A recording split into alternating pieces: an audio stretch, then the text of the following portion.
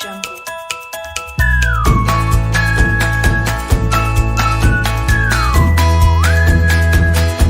Assalamualaikum warahmatullahi wabarakatuh.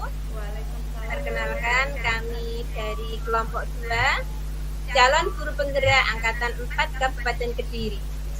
Kami akan mensimulasikan praktek coaching di mana sebagai pengamat adalah saya sendiri, Ida Lailatul F. Kemudian sebagai coachnya adalah Pak Bambang dan sebagai coachnya adalah Bu Ana. Kasus ke-1 ini, jalan ceritanya adalah seorang guru sangat memahami jika Rina salah satu muridnya berbakat dalam pidato bahasa Inggris.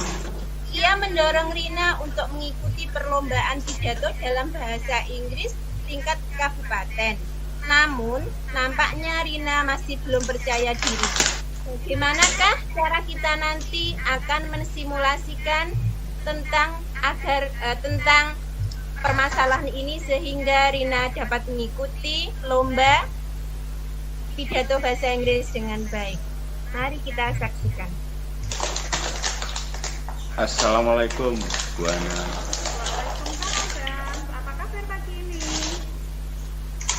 Alhamdulillah kabar baik Bu. Oh ya Bang, apa kamu sudah mengetahui info tentang lomba pidato bahasa Inggris yang akan diadakan minggu depan itu toh? Iya Bu, saya sudah tahu lomba itu. Kenapa Bang? Tampaknya kok kamu ada masalah gitu? Banyak sekali masalahnya Bu. Nanti saya bisa ngobrol dengan Ibu. Oh tentu Bang, nanti jam istirahat temui ibu di kantor ya. Ya Bu, terima kasih. Sama-sama Bang. Permisi Bu Ana, apa saya bisa ketemu Ibu sekarang? Oh iya Bang, sini masuk sini, mari duduk sini. Waduh, Alhamdulillah, terima kasih Bu. Ada apa Bang? Ibu lihat kamu tadi tergesa-gesa ke kantornya hanya untuk menemui ibu. Ada hal serius yang ingin kamu bicarakan dengan ibu toh? Ya Bu, saya pengen cerita. Saya bingung mau cerita sama siapa ini. Ada apa? Ada masalah apa? Apa yang bisa ibu bantu Bang? Itu loh Bu, terkait dengan lomba pidato. Saya tuh disuruh mewakili sekolah. Tapi sebenarnya juga saya sangat tertarik. Tapi juga saya ragu jadinya. Kenapa kamu ragu Bang? Iya Bu, saya ragu karena tidak pede saya rasa. Apalagi tampil di atas panggung, disorak-soraki sama penonton lainnya. Saya malah down nantinya. Oh gitu toh. Iya Bu, saya harus bagaimana ya?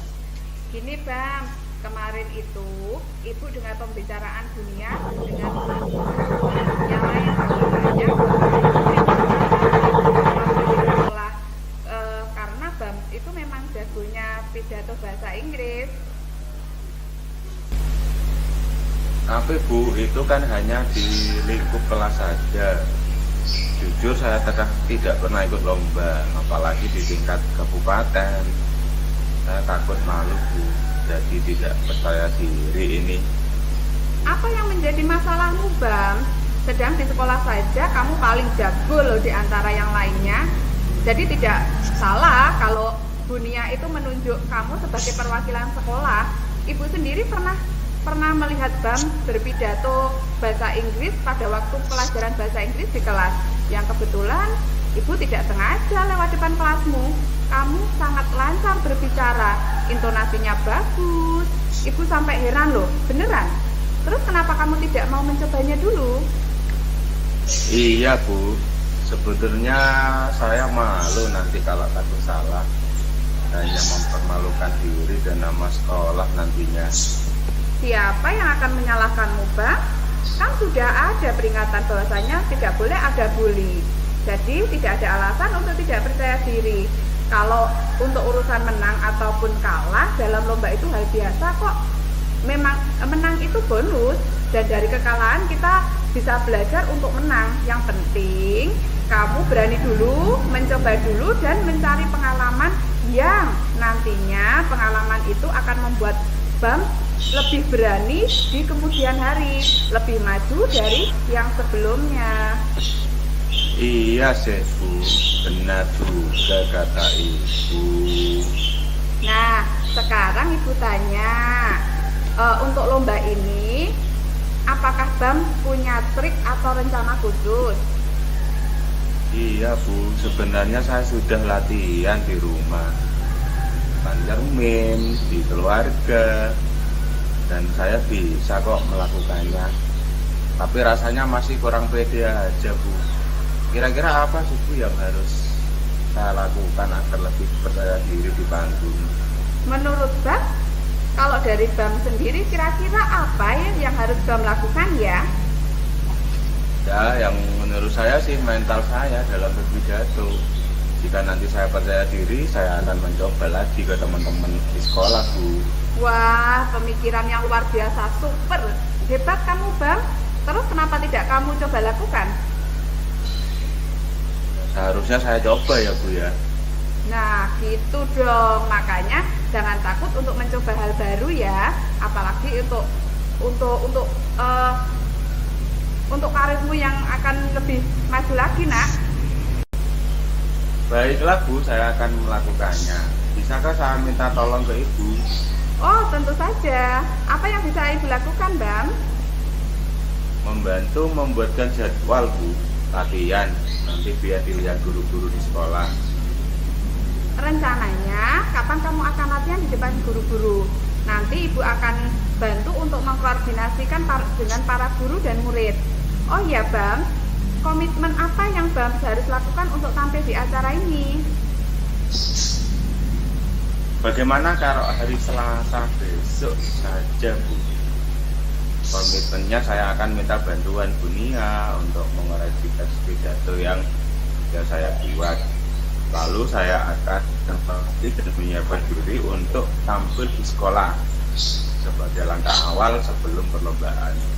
Menang atau kalah urusan belakangan deh. Nah gitu dong, Ibu paling suka semangatmu Bam. Ingat, kamu tidak sendiri ya. Ada teman-teman dan ada Bapak Ibu guru yang selalu mendoakanmu dan selalu mendukungmu. Semangat ya nak ya. Hari Selasa Ibu kumpulkan seluruh anggota sekolah di ruang aula jam 10, oke? Oke Bu, terima kasih telah membantu saya dalam langkah-langkah saya. Sama-sama Bang. Terus bagaimana perasaanmu sekarang?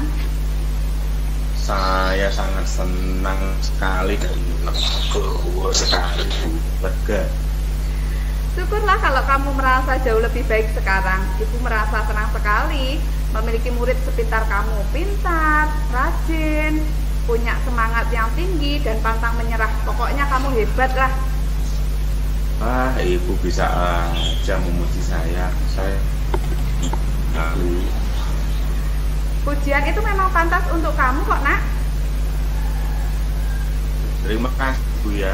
Oh ya, terima kasih juga di tengah kesibukan Ibu telah bersedia meluangkan waktunya hari ini.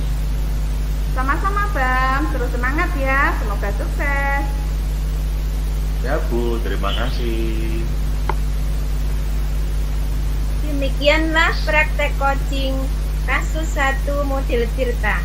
Saya sebagai pengamat akan mengobservasi hasil coaching yang dilakukan oleh Bapak Bambang dan Bu Ana.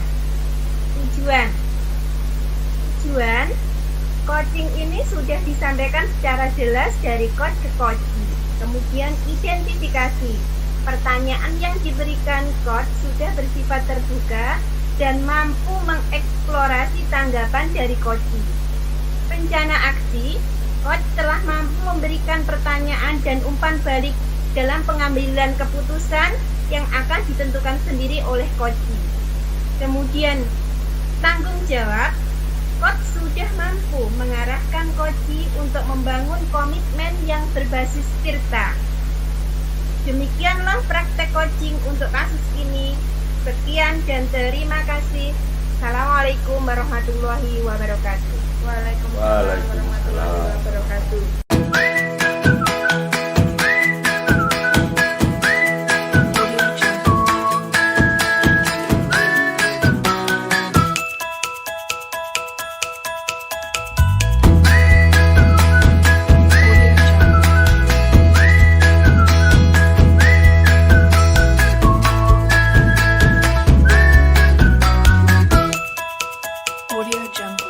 Assalamualaikum warahmatullahi wabarakatuh.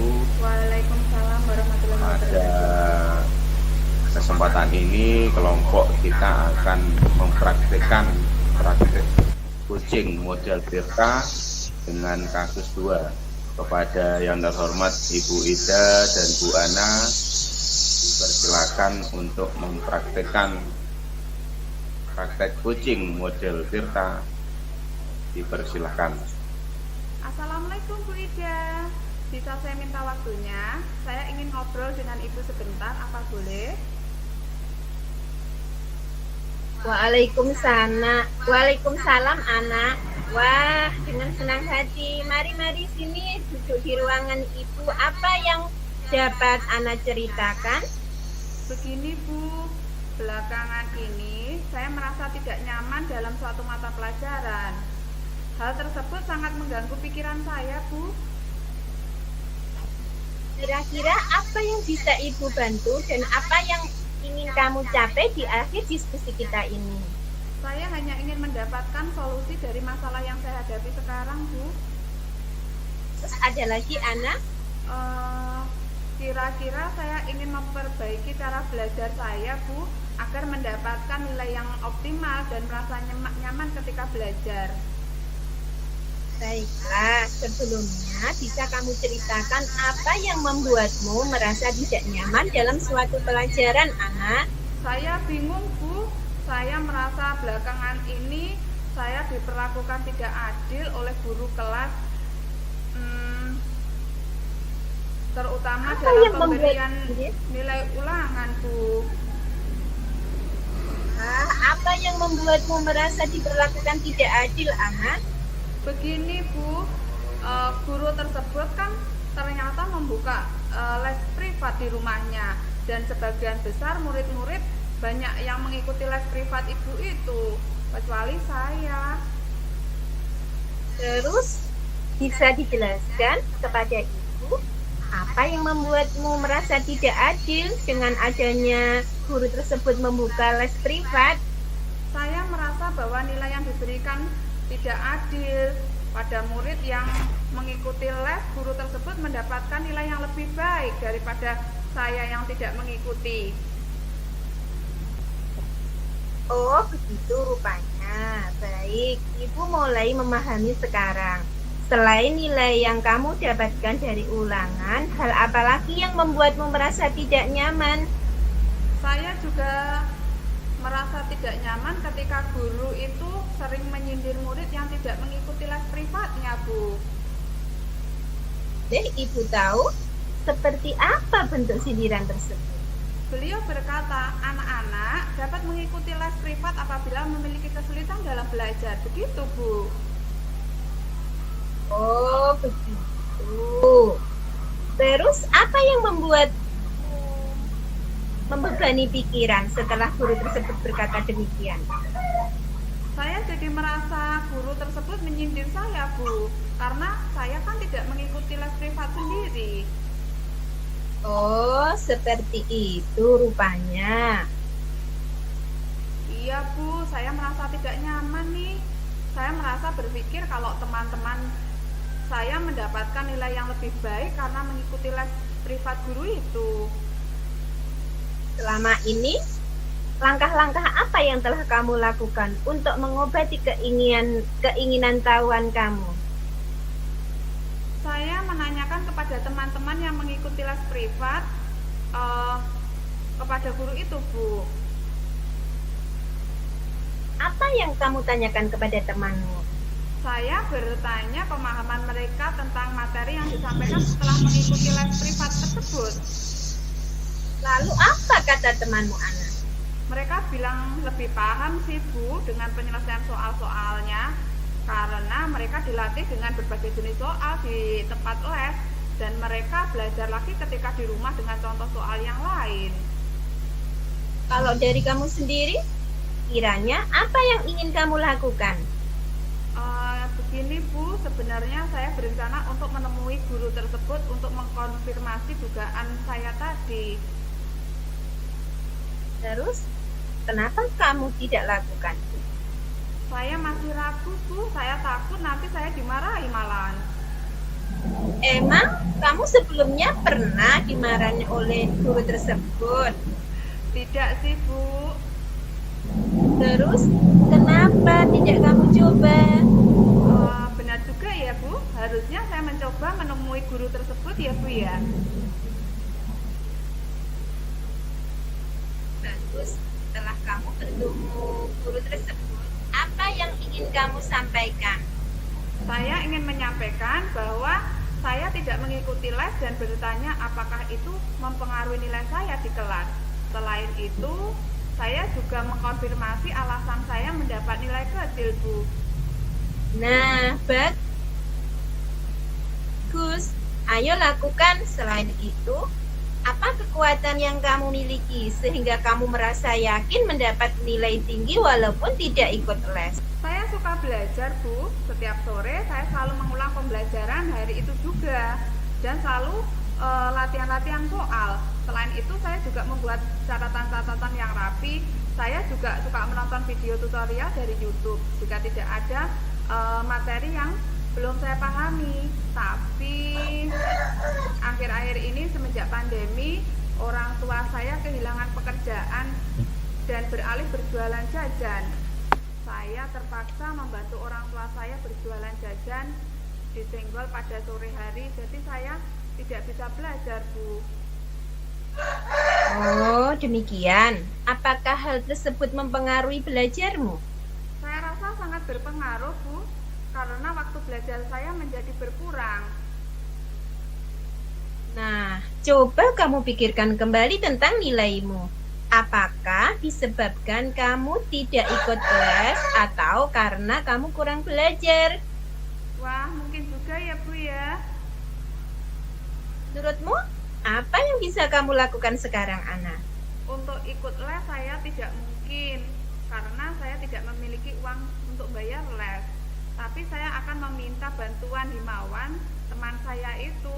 Dia ikut les dan biasanya dia mau menjelaskan ke saya apa yang belum saya pahami. Jadi, apa rencana kamu dalam mencapai tujuan? Saya akan menemui guru mata pelajaran tersebut dan menyampaikan ke guru itu bahwasanya saya tidak ikut les dan bertanya apakah itu mempengaruhi nilai saya di kelas. Selanjutnya, saya akan mengkonfirmasi jawaban tes yang diberikan. Lalu saya akan belajar lebih giat lagi Bu, sehingga saya mendapatkan nilai yang tinggi walaupun saya tidak ikut les. Jadi jika saya menemui kendala, saya akan meminta bantuan Himawan, gitu Bu. Bagus, Ibu sangat suka rencana itu. Lalu, komitmen apa yang kamu lakukan untuk menjalankan rencanamu itu, Ana? Iya, saya besok pagi akan menemui guru tersebut di sekolah Bu. Selain itu, saya akan belajar lebih giat lagi. Siapa yang kamu minta menjalankan komitmen tersebut, coba? Saya akan meminta bantuan Himawan untuk mengingatkan saya dan membantu saya dalam belajar Bu. Nah, itu baik kamu lakukan. Terima kasih Bu. Maaf, saya sudah mengganggu Ibu dan Ibu mau meluangkan waktu untuk mendengarkan curhatan saya. Sama-sama, Ana. Saya juga terima kasih telah diberi kepercayaan. Baiklah, itu adalah praktek coaching untuk kasus yang kedua. Saya sebagai pengamat menyimpulkan hasil praktek coaching kasus kedua antara coach dan coaching sudah menyampaikan tujuan, identifikasi, rencana aksi, dan tanggung jawab.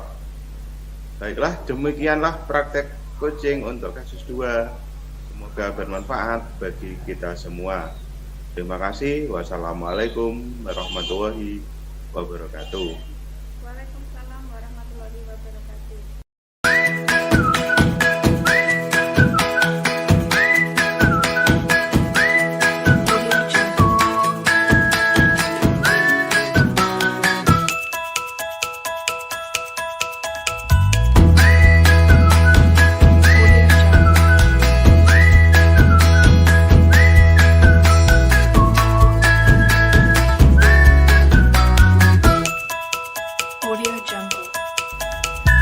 Assalamualaikum warahmatullahi wabarakatuh. Kami dari Waalaikumsalam yang warahmatullahi mensimulasikan wabarakatuh. praktek coaching untuk kasus 3. Pada kasus yang ketiga ini yang berperan menjadi coach adalah Pak Bambang dan yang menjadi coachnya adalah Ibu Ida dan sebagai pengamatnya saya sendiri. Berikut narasi dari kasus ketiga. Rekan Anda bercerita jika dia baru saja mendapatkan teguran dari kepala sekolah yang menerima laporan dari pengawas sekolah yang melakukan supervisi saat ia mengajar. Pengawas sekolah yang melakukan supervisi tampak keberatan ketika rekan Anda mengajar tanpa buku teks. Rekan Anda mengajar dengan memanfaatkan sumber-sumber belajar lainnya. Ketika diingatkan, pengawas tersebut, rekan Anda menyampaikan jika ia tetap mengacu pada kurikulum walaupun tidak menggunakan buku teks.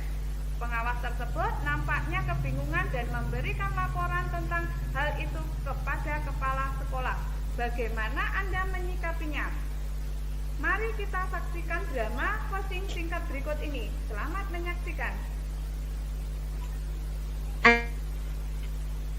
Assalamualaikum Pak Bambang. Waalaikumsalam. Kebetulan ini Bapak ada di sini. Saya ingin mengobrol dengan Bapak sebentar. Apakah Bapak ada waktu? Dengan senang hati, Bu. Banyak sekali waktunya. Apa yang ingin Ibu obrolkan kepada saya? Gini Pak Bambang, masih ingat 2 hari yang lalu pengawas kita yaitu Pak Himawan rawuh ke sekolah kita. Kemudian Bapak pengawas itu melakukan supervisi di kelas saya.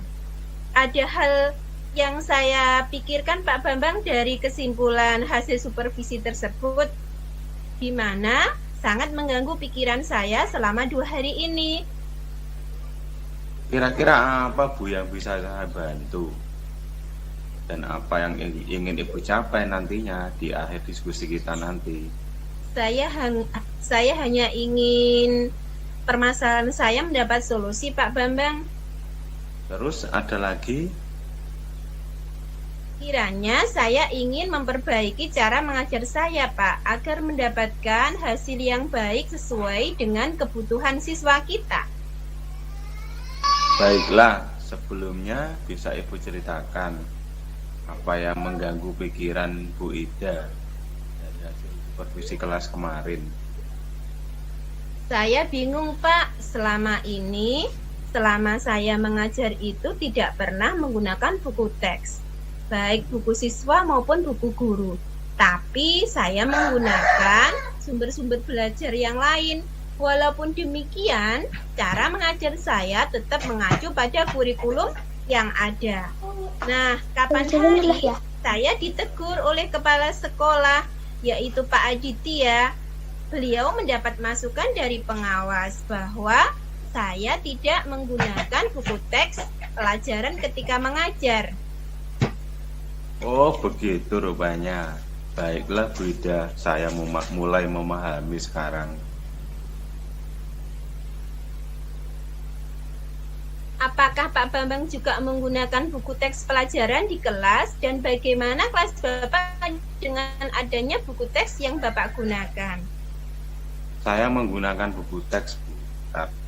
Setiap siswa kita kan berbeda, seperti yang pernah Ibu aturkan tadi. Oh, begitu ya Pak.